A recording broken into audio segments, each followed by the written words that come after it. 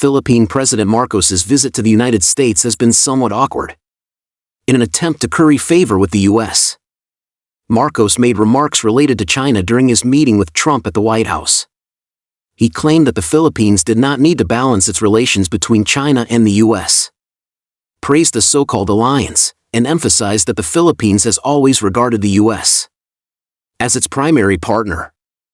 However, to Marcos's surprise, Trump retorted on the spot, stating that he did not mind the Philippines having good relations with China because the U.S. also got along well with China.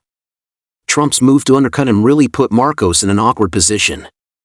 Despite the embarrassment, Marcos went on to make outrageous remarks on the South China Sea issue afterward. However, Trump does not seem to have forgotten the real business despite Marcos's attempts to curry favor. The United States has thrown an unequal treaty at the Philippines. According to Trump's statement, the U.S. and the Philippines have reached a trade agreement, under which the Philippine market will be fully open to the United States with zero tariffs. As for the U.S. market, unfortunately, the Philippines must accept a 19% tariff. Faced with the trade agreement content pre-announced by Trump, the embarrassed Marcos had no choice but to keep up the awkward act. He cheerfully claimed that this was a victory for the Philippines, because the United States originally demanded a 20% tariff, but now it has been reduced to 19%. After all, it has been lowered by 1 percentage point. Marcos emphasized to the media that this is a major achievement for the Philippines. A single percentage point has made Marcos so elated. It has to be said that the Philippines these days is really easy to satisfy. However, at the same time, the Philippines is insatiable on the South China Sea issue, constantly coveting China's sovereign territories. Moreover, the Philippines has been cooperating with the United States to keep fanning the flames, trying to disrupt the situation. The Philippines' such reckless and self-destructive behavior is not only due to being tied down and exploited by the United States but also related to its own domestic situation. In fact, the reason why Marcos is acting so frantically is that he suffered a setback amid the political shocks in the Philippines. Marcos now appears helpless in the face of the resurgence of the Duterte family.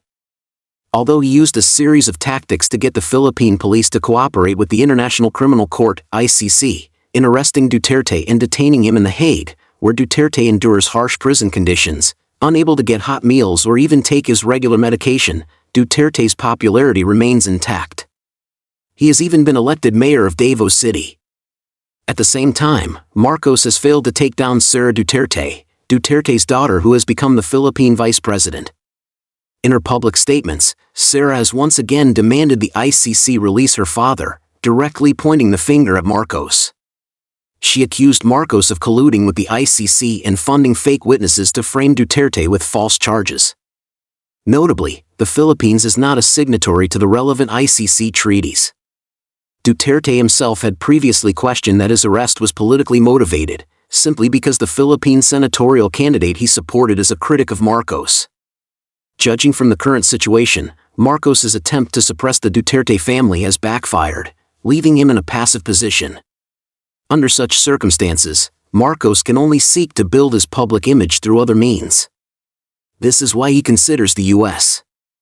agreement to lower the tariff rate by 1 percentage point as a huge victory for the Philippines. After all, this is one of the few ways he can use to glorify himself. Even in the face of Trump's harsh demands, Marcos can only accept them with a smile.